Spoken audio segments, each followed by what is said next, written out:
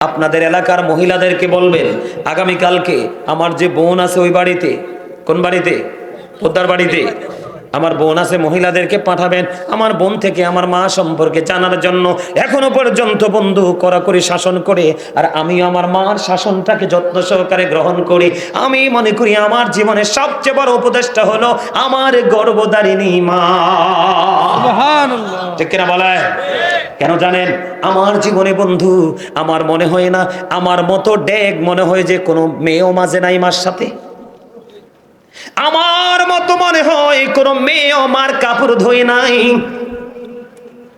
আমার মতো মনে হয় পৃথিবীর কোনো সন্তান মাকে ভাত তরকারি রান্না করে অসুস্থ হলে খাওয়াই নাই। এমন কোনো কাজ নাই। যেমনি পড়াশোনা তেমনি মাকে পারিবারিকভাবে সাহায্য করেছি বন্ধু। তার কারণ হলো ওই সময় করেছি, আজকে নিজেকে স্যাটিসফাই মনে করতে পারি। বলে কেন হুজুর?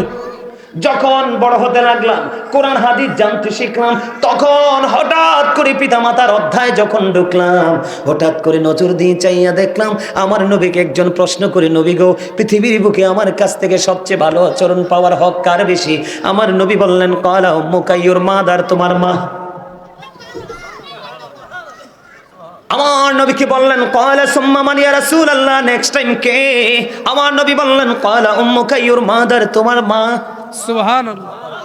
আমার নবীকে আবার প্রশ্ন করা হলো, ক্বালা সুম্মা মান ইয়া রাসূলুল্লাহ, ইয়া হাবিবাল্লাহ, নবী গো, নেক্সট টাইম কে? ক্বালা সুম্মা মান।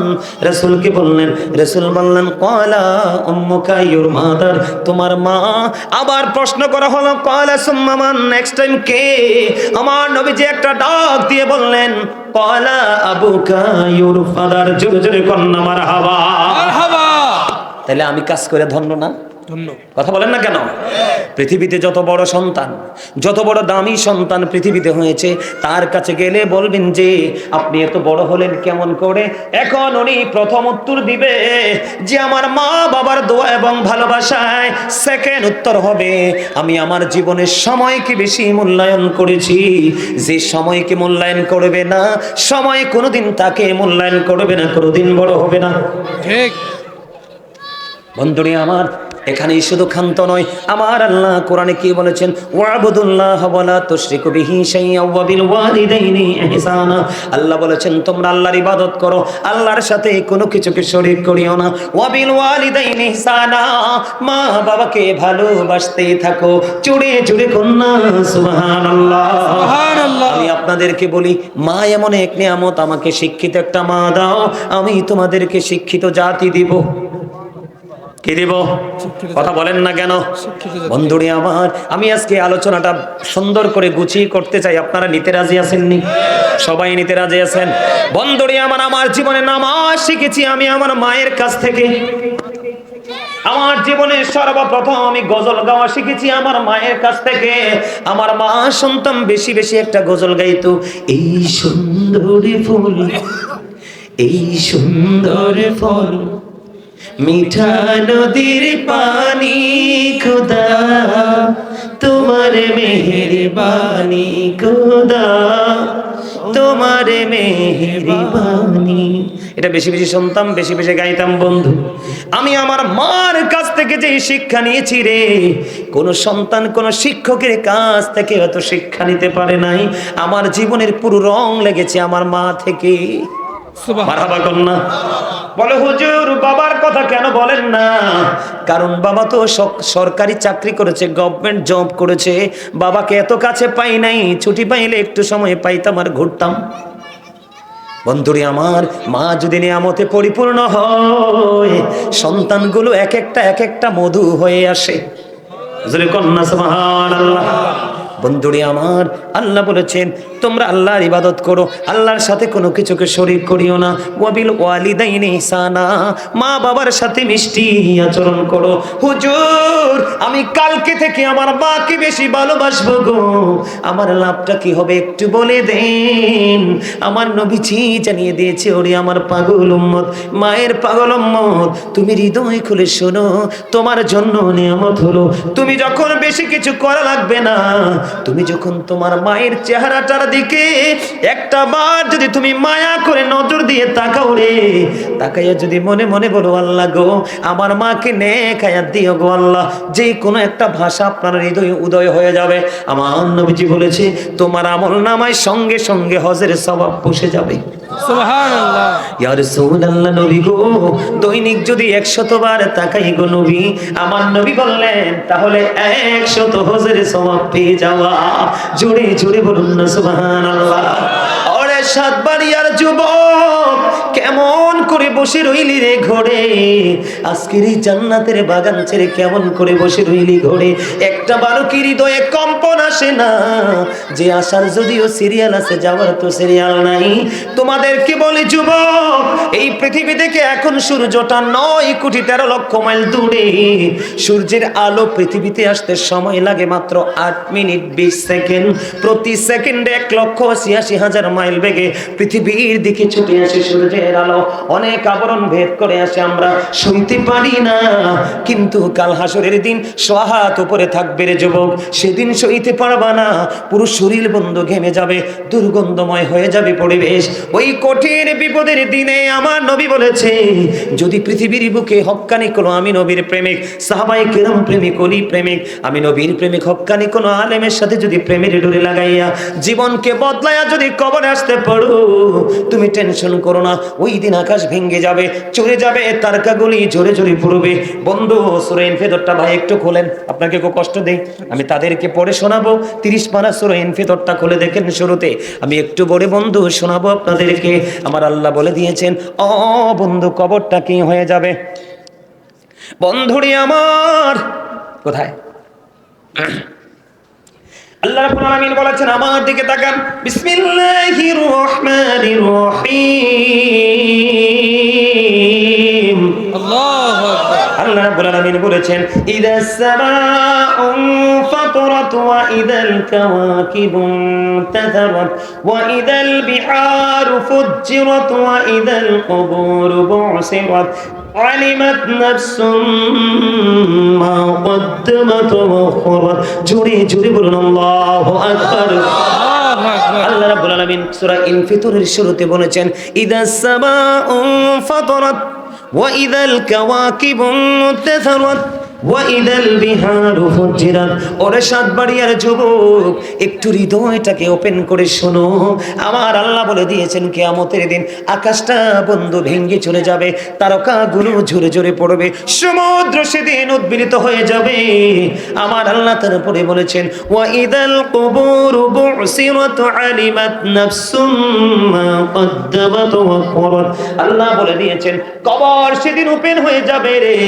ওপেন হয়ে যাওয়ার পরে আপনি আমি পৃথিবীর সকল মানুষ কে কি করেছে আর কি করেনি সব কিছু প্র্যাকটিক্যালি দেখতে পারবো, জানতে পারবো।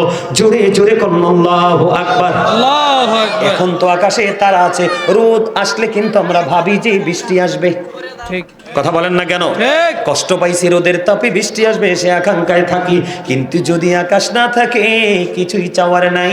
ওরে যুবক ওই কঠিন বিপদের দিনে রে, যেই দিন একটা নারী আর একটা পুরুষ উলঙ্গ থাকবে।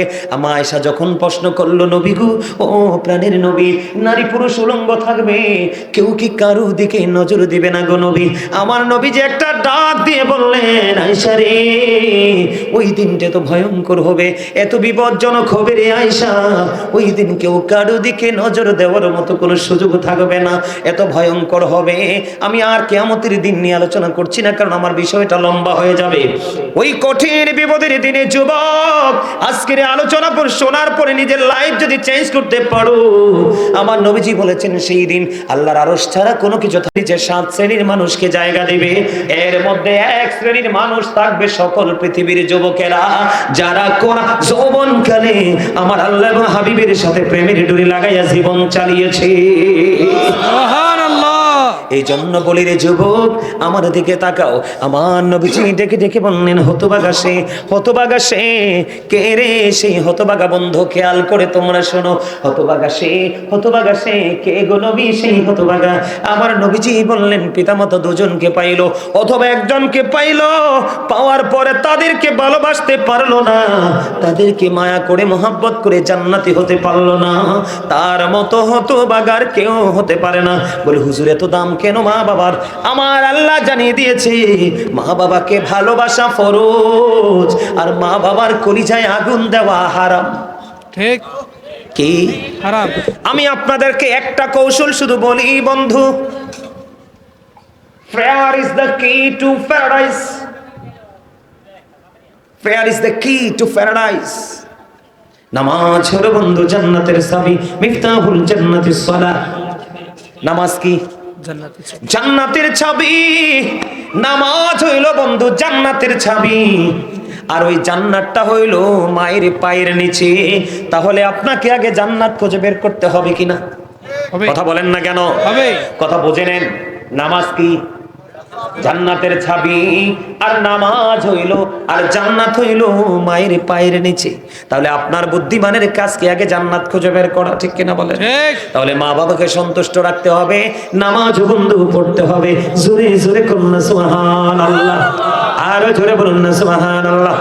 আমি আপনাদেরকে একটা মজার একটা হাদিস শোনাবো, হৃদয় দিয়ে শুনবেন। রাজি নি? শুনতে রাজি নি? বন্ধুরে আমার দিকে তাকান। সাকাল লাই লইছেন, মুরব্বীদেরকে দিবেন, দেন দেন। যারা মুরব্বীর একটু ক্লান্ত তাদেরকে দেন। হ্যাঁ, আমার দিকে তাকানো বন্ধু। আমি কি বলি? নবীজি 3 বার শব্দটা ইউজ করছে। কয়বার? কথা বলে না, কয়বার? 3 বার। চায়ের কাপ জীবনে দেখছো না? আমি তো কইলাম চা কার লাগে না, ইশারা দিছে ওইদিকে। যার জন্য মন চাইছে তার জন্য নিছে, যার দরকার তারে দিছে। তোমার দরকার লাগলো দিব, কিন্তু চাইও না এলোমেলো। চোখ ঘুরাইলে মনও ঘুরবো, ওয়াজ মাঝখান দিয়ে ছুটতে যাবো, বুঝবা না কিছু। কথা বলেন না কেন? আরো জোরে। এই বিষয়টা একটু ওয়াজ করা দরকার না? আপনাদের একটু ওয়াজটা দরকার আছে কিনা? আপনাদেরকে একটু জানানোর দরকার না? আমার দিকে তাকানো বন্ধু, দেখেন মা এবং বাবা, বাবার মর্যাদা কত। এখনকার ছেলেরা বাবারে বুড়া হইলে বোঝা মনে করে দুষ্ট বউ তো ঘরে। কথা কয় না কেন? দুষ্ট বউ ঘরে। এই দুষ্ট বউ নিয়ে আলোচনা করব। ধৈর্য ধরে থাকবেন না চলে যাবেন? সবাই থাকবেন? আলহামদুলিল্লাহ বলেন। আলহামদুলিল্লাহ। বন্ধুরি আমার, এক ব্যক্তি আমার নবীজিকে এসে বলে, ইয়া রাসূলুল্লাহ, ইয়া হাবিবাল্লাহ, নবী গো, ও প্রাণের নবী, আমার বাবা তো আমার উপার্জিত ধন সম্পদ, তার মানে টাকা পয়সা নিজের মতো খরচ করতে চাই গো নবী। কে করতে চায়? নিজের মতো। মানে সন্তান নবীজির কাছে গেছে বিচার নিয়ে, কি নিয়ে? নবী গো, আমার বাবা আমার উপার্জিত অর্থ নিজের মতো করে খরচ করতে চায়, ফয়সালা চাই গো নবী। আমার নবীজি আবার ডাক দিয়ে বলে দিলেন, শুধু তোমার উপার্জিত টাকা নয়, তুমি নিজেও তোমার বাবার সম্পদ। শুধু টাকা না, বাবা যেমনি মন চায় এমনি তোমাকেও কাজে লাগাতে পারবে, তুমি না করতে পারবা না। তার কারণ হলো, যেই সন্তানের প্রতি বাবা অবাধ্য, সেই সন্তানের প্রতি আমার আল্লাহ অবাধ্য। তাইলে বাবা মার অবাধ্য সন্তানের উপায় আসেনি। কথা বলেন, উপায় আসেনি? উপায় নাই, উপায় নাই বন্ধু। আমার দিকে তাকা। বাবা মাকে কেমন করে সম্মান করতে হবে বন্ধু। মুসা নবী একদিন আল্লাহ রাব্বুল আলামিনের কাছে দরখাস্ত করলেন, আল্লাহ, আমি তো তোমার হাবিব, তোমার নবী মুসা কালিমুল্লাহ, আমার জানতে বড় মনে চায়, আমার সাথে জান্নাতে বন্ধু হয়ে কে যাবে? আমার নবীজি বললেন, মুসা যখন প্রশ্ন করলেন, আমার আল্লাহ বললেন যে তোমার সাথে জান্নাতে বন্ধু হয়ে যাবে রে মুসা, তার নাম হলো আলী বিন মুআফিক। কি? আলী বিন মুআফিক। তার নাম কোথায় থাকে? সে বলকে থাকে। মুসা কালিমুল্লাহ ওই মুসা নবীর সাথে জান্নাতে বন্ধু হয়ে যাবে যেই লোকটা এখনো দুনিয়াতে আছে। দেখতে গেলেন বলকে, যাবার পরে চাইয়া দেখলেন, বন্ধু রে বন্ধু, এই আলী বিন মুআফিক এত বিশ্রী, এত কালো রে। মুসা নবী আশ্চর্য হয়ে গেল। আপনাদেরকে একটা কথা বলে রাখি বন্ধু, আমি ইতিহাস পড়ে যা কিছু জেনেছি, কালো মানুষগুলো নবীদের প্রতি অনেক বেশি প্রেমিক ছিল। যেমন হযরতে বেলাল, আফসিরি বেলাল এত কালো রে, নবীর প্রেমের ইতিহাসে বেলালের নামটা বিরল। ঠিক। জোরে কন্যা সুবহানাল্লাহ। মুসা কালিমুল্লাহর জীবনের ইতিহাসে বন্ধু আলী বিন মুআফিকের নাম পাইলাম, এটা অত্যন্ত কালো এবং বিশ্রী চেহারা। খেয়াল করেন যুবক, তোমাদেরকে মিন করে কথাগুলো বলছি রে যুবক ভাই, বিরক্ত হয়ো না, আমাকে তোমরা কেউ দুশমন মনে করো না। মনে রাখবা, যে তোমার দোষ ধরে দিতে পারে সেই হলো তোমার প্রিয় বন্ধু, আর যে তোমার দোষটা দেখার পরে এড়িয়ে চলে সে হলো তোমার গুপ্তচরের মতো বড় শত্রু। আমার কথা কয় না? ঠিক। ঠিক বলছি না? আরো জোরে বলেন। পৃথিবীতে সন্তানের দোষ সবচেয়ে বেশি ধরে পিতামাতা এবং টিচার, এই দুটাই পৃথিবীতে সবচেয়ে বড় একটা মানুষের জীবনে বড় সম্পদ। কথা কয় না? ঠিক। কি বলেন? এদিক তাকান। মুসা কালিমুল্লাহ চিন্তা করতেছি, এমন কালো কুশ্রী চেহারার মানুষটা কেমন করে আমি নবীর সাথে জান্নাতে পাওয়ার সক্ষমতা অর্জন করলাম, আমাকে জানতে হবে। এবার বন্ধু চাইয়া দেখলেন ওই আলী বিন মুআফিক একটা গোশত বিক্রেতা, আমরা বাংলা ভাষায় কি বলি? কসাই। কসাই। বন্ধু মুসা নবী দেখতেছেন তার দৃশ্য, গোশত বিক্রি করতেছে, কিন্তু পশু থেকে উত্তম যে ভালো গোশতটা মায়ের জন্য প্যাকেট করে রেখে দিছে। এবার মুসা নবী পুরো দৃশ্যটা দেখলেন, গোশত বিক্রি করতে করতে শেষ হয়ে গেল। এবার ওই আলী বিন মুআফিক তার বাড়ির দিকে রওনা দিল। এবার মুসা নবী তার সঙ্গে সঙ্গে রওনা দিল। যাইতে বন্ধু বাড়ি চলে গেল। যাওয়ার পরে আলী বিন মুআফিক চাইয়া দেখলো, ও বন্ধু, এই মুসা কালিমুল্লাহ সঙ্গে সঙ্গে গিয়ে দেখলেন ওই আলী বিন মুআফিক কি করলেন, নিজে সারাদিন বাজার করেছে, এই গোশত বিক্রি করেছে, একটা বাড়ির জন্য বন্ধু টেনশন ফিল করেনি। তিনি এই চিন্তা করলেন না যে আমি তো সারাদিন গোশত বিক্রি করলাম। মুসা নবী প্র্যাকটিক্যালি পরিদর্শন করতেছে, দেখতেছে মুসা কালিমুল্লাহ দেখলেন এত বৃদ্ধ মা হাঁটতে চলতে পারে না বন্ধু। মাকে খাঁচা থেকে নামালো, পরিষ্কার পরিচ্ছন্ন করে আবার আরামদায়ক জায়গাতে রাখলো। রাখার পরে রুটি বানালেন, গোশত রান্না করলেন, মাকে খাওয়ালেন, তৃপ্তি সহকারে মা যতটুকু গিয়েছে খাইয়ে দিলেন। সব কিছু কমপ্লিট করে ওই বন্ধু আলী বিন মুআফিক ফ্রেশ হইতে গেলেন। যাইতে দেরি রে, এবার মা, বুড়ি মা আল্লাহর দরবারে হাত তুলে বসে আছে। মুসা কালিমুল্লাহ কিন্তু সব দেখতেছে। মুসা কালিমুল্লাহ ডাক দিয়ে বলল, গো বুড়ি মা তুমি বলে দাও, তুমি কি দোয়া করতেছো গো বুড়ি মা? এবার মুসা নবী কি বুড়ি মা প্রশ্ন করলেন, আপনি কে গো? কই আমি তো তোমার নবী মুসা কালিমুল্লাহ। ওগো নবী, আমার চেয়ে পাগল ছেলেটা, আমি হাঁটতে চলতে পারি না, কিছুই করতে পারি না, আমার ছেলেটা আমাকে এত বেশি ভালোবাসে গো, আমি যতই তার মায়া দেখি ততই মুগ্ধ হই। আমার নবী তো মূসা, আমি আল্লাহর কাছে দরখাস্ত করে দিয়েছি, আল্লাহ আমার এই ছেলে আমাকে এত বেশি ভালোবাসে গো, তুমি আমার নবী মূসার সাথে বন্ধু বানাইয়া জান্নাতে দিও। এবার মূসা কালিমুল্লাহ একটা সেকেন্ড বন্ধু দেরি করলো না, একটা ডাক দিয়ে বললেন, বুড়ি মা গো, তোমার দোয়া তো আমার আল্লাহ কবুল করে নিয়েছে, আপনি কেমন করে জানলেন? ও গো বুড়িমা, আমি আমার আল্লাহকে প্রশ্ন করেছি, আল্লাহ আমার সাথে কে যাবে গো জান্নাতে বন্ধু হয়ে? আমি আল্লাহ আমাকে খবর দিয়েছে আপনার ছেলে আলী বিন মুআফিক। নারে তাকবীর, নারে রিসালাত, নারে গাউসিয়া, আহলে সুন্নাত ওয়াল জামাত, হযরত মাওলানা গাজী সুলাইমান আল কাদরি সাহেব। জোরে বলতে পারেন না মারহাবাটা? আরো জোরে বলেন না মারহাবা, আরো জোরে বলেন মারহাবা। এইটা গেল বন্ধু আরেকটা নিয়ামত। কিছু কইতে আইছো? হ্যাঁ, তুই দিদি চেয়ারে বসে যাও, নিচে বসতে হবে না, যাও দিদি চেয়ারে যে বসে যাও। আচ্ছা যাইবো, যাও। আমি আমার দিকে তাকান বন্ধু, আমি বিষয়টা গোছাইয়ে দিক তাকান। বনি ইসরাইলের 3 জন লোক সফরে গেলেন, বুখারী শরীফের হাদিস। 3 জন লোক সফরে গেলেন, সফর করতে করতে করতে করতে বন্ধু দেরি হয়ে গেল। খেয়াল করবেন আমার ওয়াজ, একদম সিয়াসিত্তার অন্যতম হাদিস গ্রন্থ বুখারী শরীফের হাদিস। ঘুরতে ঘুরতে দেরি হয়ে গেল, রাত্র হয়ে গেল। পাহাড়ের গুহার মধ্যে 3 জন আশ্রয় নিল। আশ্রয় নিতে দেরি বন্ধু, পাথর ধসে পড়লো। এত বড় পাথর হাদিস শরীফের মধ্যে এসেছে বন্ধু, এই পাথর পৃথিবীর কারো ক্ষমতা নেই পাথর সরাইবার, যদি আল্লাহ দয়া করে সরাইয়া না দেয়। 3 জন বিপদে পড়ে গেল। পৃথিবীর কেউ জানে না এই গুহার মধ্যে, এই গর্তের মধ্যে বিপদে পড়ে আছে 3 জন লোক। আবার 3 জন চিন্তা করলো, কেমন করে বের হব? আমার মালিকের দয়া ছাড়া তো কোনো উপায় নাই। কে নাই? মালিকের দয়া ছাড়া কোনো উপায় নাই, উপায় নাই। এই বন্ধু চিন্তা করতে করতে তিনজনের মধ্যে পরামর্শ হলো। পরামর্শ হলো, তিনজন বলতেছে যে আমাদের আপন আপন আমল দিয়ে আল্লাহর কাছে উসিলা হিসাবে দোয়া চাইবো। একটু আগে উসিলার কথা বলছিলাম কিনা, মনে রাখছেন নি? দেখেন কোরআনের সাথে হাদিসের কি মিল, দেখেন আল্লাহর সাথে আল্লাহর হাবিবের কি মিল বন্ধু। এবার তিনজন মিলে চিন্তা করলেন, জীবনে যে আমল করেছি সে আমলের উসিলা দিয়ে আল্লাহর কাছে দরখাস্ত দিব। আমার মনে হয় আমার আল্লাহ কোনো না কোনো আমলের উসিলায় দোয়া করবে। এবার প্রথম লোক যিনি, তিনি ওনার জীবনের প্রেমটা হলো মা বাবার প্রতি ভালোবাসা। সুবহানাল্লাহ, সুবহানাল্লাহ বলেন না? ও বন্ধু, প্রথম যিনি রে, উনি ছিলেন একজন কাঠুরিয়া। হাদিস শরীফের মধ্যে এসছে বন্ধু, তিনি কাঠ কাটতে চলে যাইতেন। কাঠ কেটে কেটে বন্ধু পাহাড় থেকে এনে তিনি বিক্রি করে জীবিকা উপার্জন করতেন। একদিন বন্ধু ওনার ঘরে একটা দুধের প্রাণী ছিল, কিন্তু ইনি কাঠ কাটতে কাটতে বন্ধু জঙ্গলে দেরি হয়ে গেল। দেরি যখন হয়ে গেল, বাড়িতে আসতেও তো দেরি হয়ে গেল। কিন্তু বাড়িতে আইসা দেখলেন বন্ধু আজকে তো দেরি হয়ে গেছে, আজকে সময় অতিক্রম হয়ে গেছে রে। আমার মা তো প্রতিদিন এই সময় দুধ খায়, আমি আজকে দেরি হয়ে গেল। কে রে আজকে দুধ দহন করবে, কে রে আমার মাকে দুধ পান করাবে? বন্ধু মায়ের পাগল ছেলে আজকে কত বড় বিপদে, পাহাড়ের ভিতরে কেউ জানে না, পৃথিবীর কেউ বন্ধু জানে না। এবার কি করলেন, ওই ছেলেটা লাকড়ি কেটে এসে নিজের ক্লান্তির কথা ভুলে গেলেন, মাকে দুধ দিতে পারলো না, সময় মতো পাগল হয়ে গেছে।